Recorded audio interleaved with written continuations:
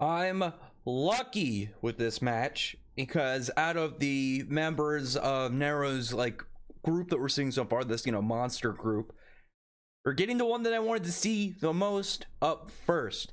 Now that is both a good and a bad thing, but it is to the point where I think this is the most happy I logically could be with this, because first up likely means that he's the weakest out of the group when they all go down first. But I mean, like, that wouldn't surprise me, just because he seems like he just seems like the character that would be kind of like halfway in between silly and serious, to kind of get that kind of comedic role in there, which again I'm okay with.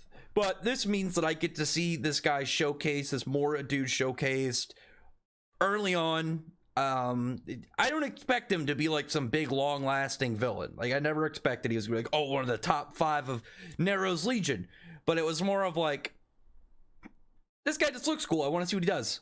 So the maximum value I think I could logically get, if it was like by the end of this he turned out to be like, oh, he's actually the leader of our group, he's really strong, I would have been surprised. I'm perfectly okay with this, of just kind of seeing this guy up here fighting and getting to see what he's going to just be kind of capable of at the start. It seems like, though, it's with this weird cane. I was actually looking in the chapter to see if he had ether lines, but he's wearing gloves, so I'm wondering if it's underneath or if he even has an ether gear, because right now it just looks like this weird cane.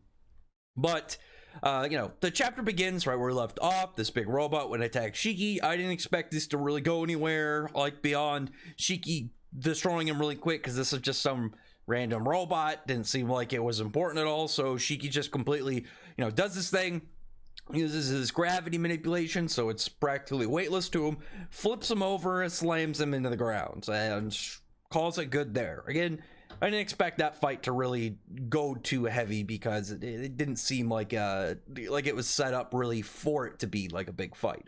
But then all these other robots came in. Pino detects them. It's like, oh, all these other robots are starting to make way towards this house where was it Couchpo had them all kind of like hidden away.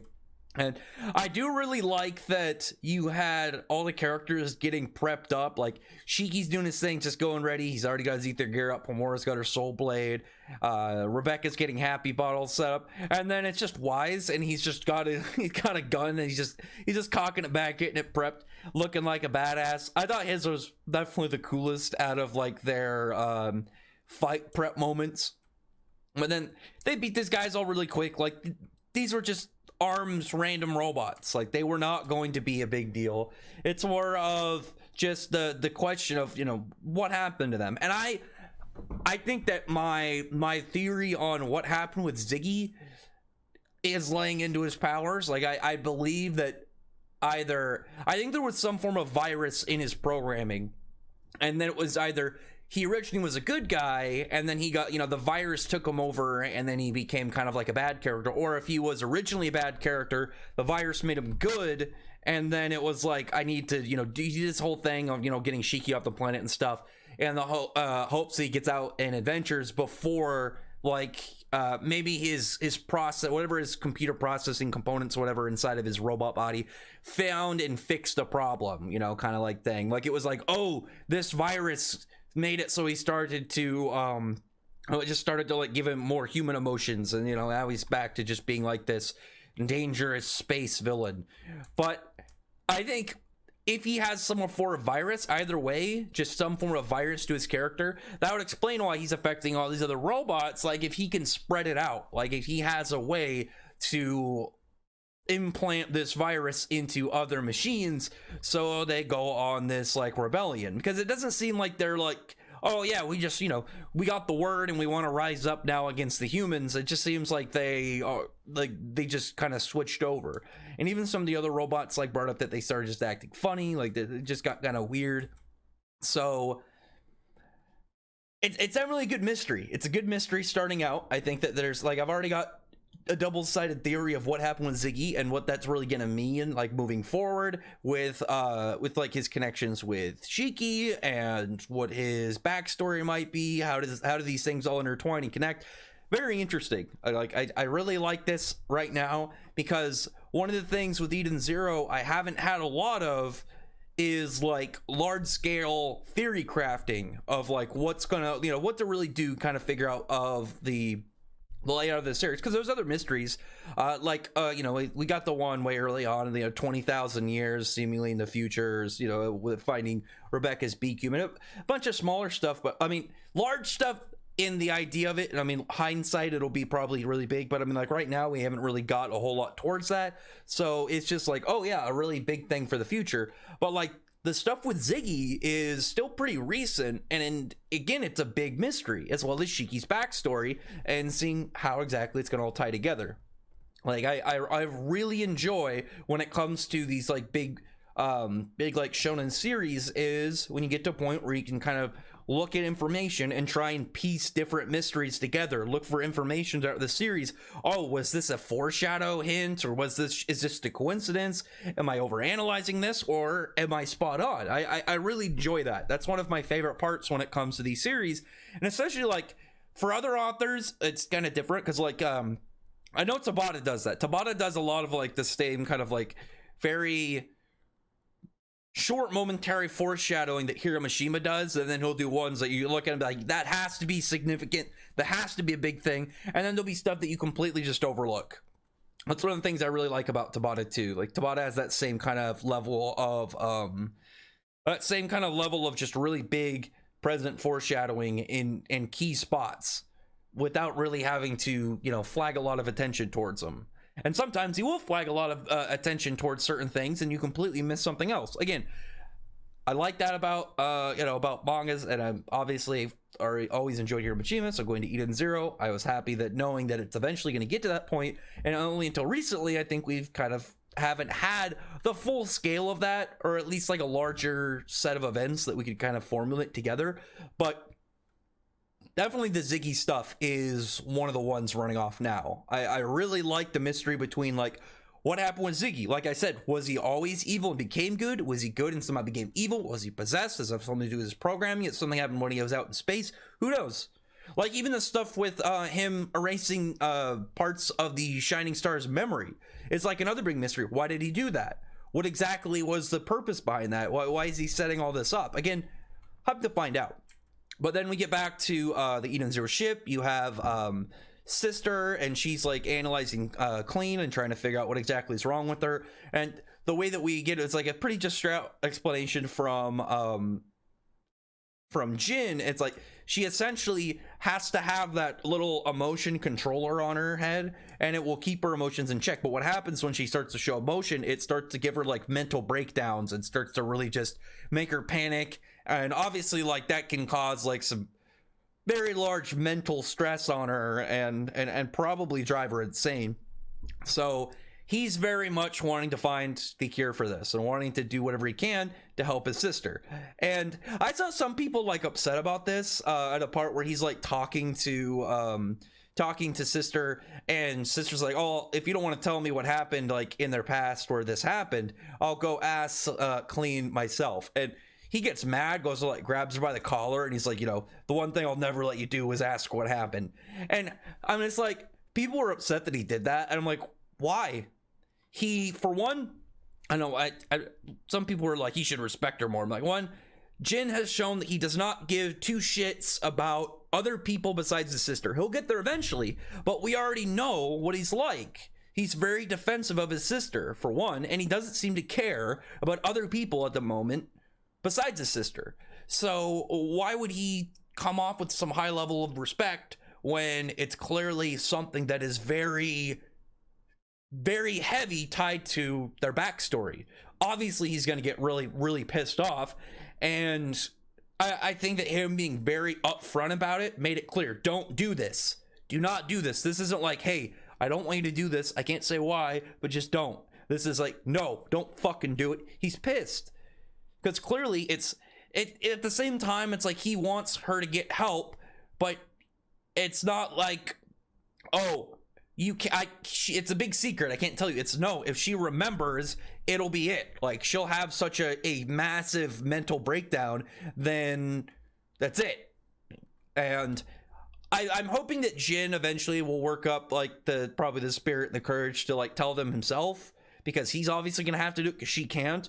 But there's definite scarring in his past that he's probably not comfortable with sharing with people he barely knows. And that's one of the things that I think is going to be very helpful to his character as it progresses in the story, because the longer he's with the Eden Zero crew, the more he's going to be able to get used to them, probably have some good developments in just relating to them and getting to know each other more, and then he'll eventually trust them into telling them what happened, because he's the only one clear that can tell him what happened, unless there's some extra character that shows up at some point and reveals it.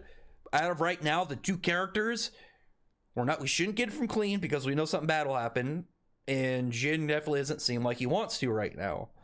So just got to give him time. You have to give him time, and I don't know exactly how the Eden Zero crew is going to do it, and I don't want to compare like in the broad scale idea of like Fairy Tail, but that's one of the things I did really like about like their guild, is they were able to get along and get really close to each other without always just revealing to each other their damaging parts of their backstory, and no one really pressed each other on it because they knew if they had something personal that they didn't want to talk about, they shouldn't have to talk about it unless they want to.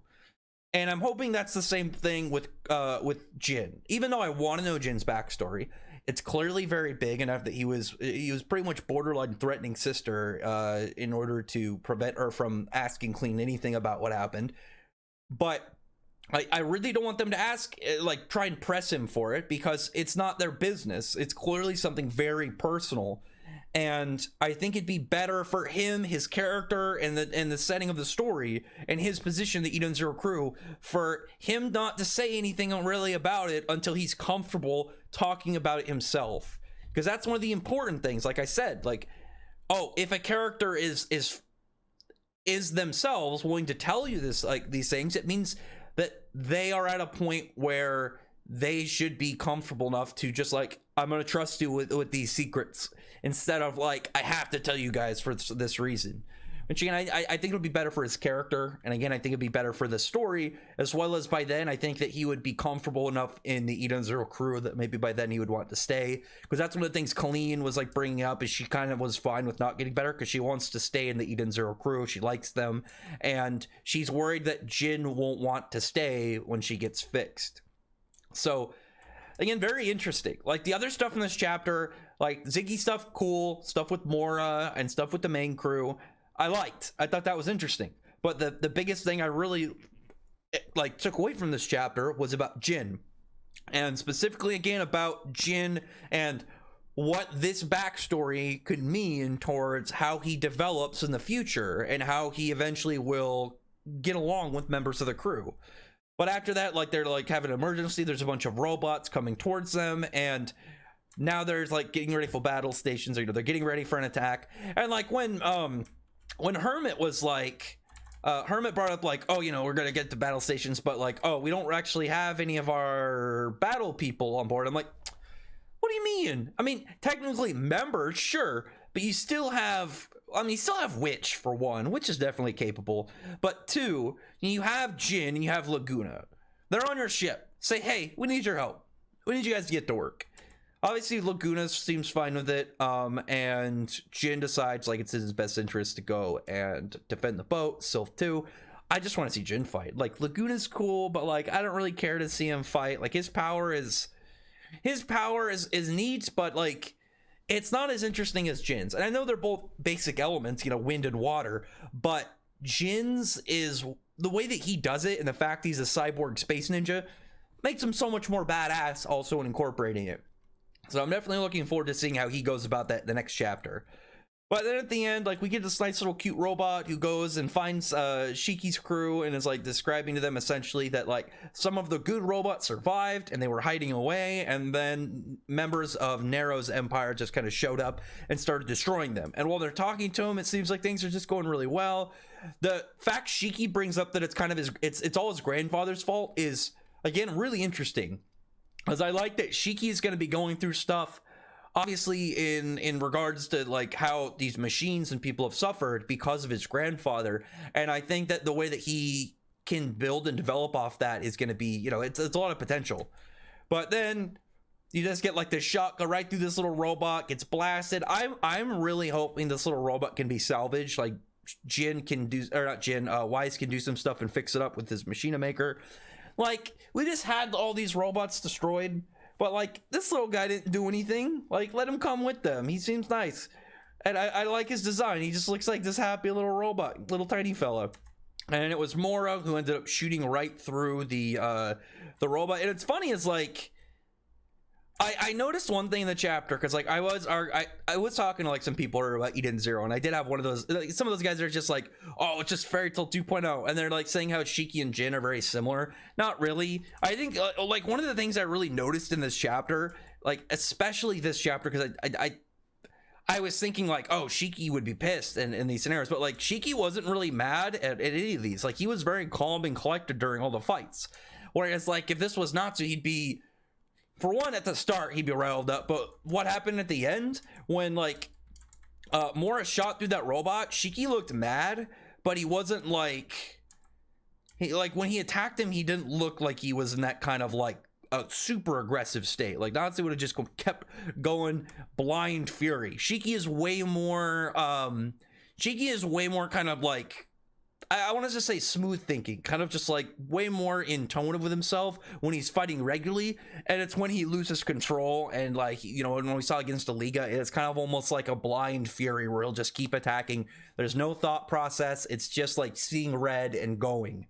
So it's just something to note on that, because I was just like, it's something I just really paid attention to this chapter, like a little extra, because I was so annoyed with it. And I'm like, just because a similar face, because it's the same artist, doesn't really mean anything if the character personalities, journeys, and everything else about them is completely different. Well, whatever.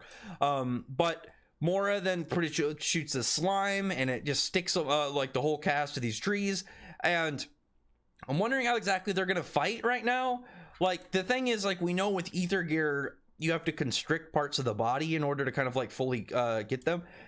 All the other people have their body, like Homura, Rebecca. Actually, Rebecca has one arm, it looks like, kind of like in a good state, but Shiki still has like one arm fully uncovered. So I'm guessing he's gonna do probably some stuff like either go in his Demon King form, or he's going to you know, like use anti-gravity to kind of float the tree and fight with the tree on his back or something, and kind of just like, you know, use that anti-gravity cheating ability to be like, doesn't matter if I'm stuck to this tree, I'll just take the tree with me. But yeah, cool stuff. I like this guy. I think his design is cool. Like, I do wish that he was like a bigger ranked character, like he was somewhere higher on the totem pole for strength, but at the same time, like, I'm perfectly okay with him being a weaker character, because there's going to be more after this. Like, I'm fully confident we're going to get more like really neat designs from Nero's crew, because we've already seen like everybody, all the recent like newer people have all been really cool looking. Like the last 5 we got, this guy obviously is like probably my favorite out of those 5, just because he looks so different. But if he's not even a big shot in if like, think about this, if he's the throwaway guy out of like the first one of Nero's crew we're gonna see defeated, I can guarantee like Hiroshima probably didn't put like a ton of effort into this design. I feel like if that's the case, and this is like almost like this character is pretty much gonna be done after Foresta, I feel like it's just like a lucky thing for me that I got like a throwaway character that I like the design of. But that happens sometimes, like Fairy Tail D6 back in Avatar. You go back and look at the Avatar crew, other than Briar, because Briar's cheat, because Briar and Mary are both pretty good to look at, but Briar is an extra class. But like when it comes to that whole crew, the person that I always think about is D6, and I'm sure everybody can think of like a fodder character from a series they like, and you're just like, man, I like that guy. I wish he was more relevant. I wish that this character wasn't like a throwaway. D6 was like that for me. Definitely one of the bigger ones in Fairy Tail I could think of. And if Mora goes down first, he'll probably be the one that kind of fill that spot for Eden Zero, because I liked a lot of the character design so far, but this was definitely my favorite in terms of like minions, not big characters, but like the minions. Like, was it Seth and Diego and Maria Slime? They were cool, nothing great. And you had like Ganoff and Moscow that did come with the crew, but you know what I mean? Like any of those kind of like you're not the boss character. You're maybe a 1v1 for one of the other characters in the crew that isn't the main character. You're like, hey, you're gonna get to fight Wise or Rebecca. Cool. It's not like you're not a full throwaway, but you're not spotlight time, you're not prime time. Anyway, I've rambled on a little bit longer than I thought. This is already 20 minutes. But anyway, other than that, comment below, tell me your thoughts are about this chapter, and what your thoughts are about like what went on. I really like the stuff with Jin. I really am looking forward to finding out what his backstory is and seeing his character, you know, start to meld well with the rest of the crew. Other than that, thumbs up the video, prefer the like button, subscribe button, and check out my other videos. Other than that, I appreciate everyone who's already subscribed, and I thank you all for listening. Bye.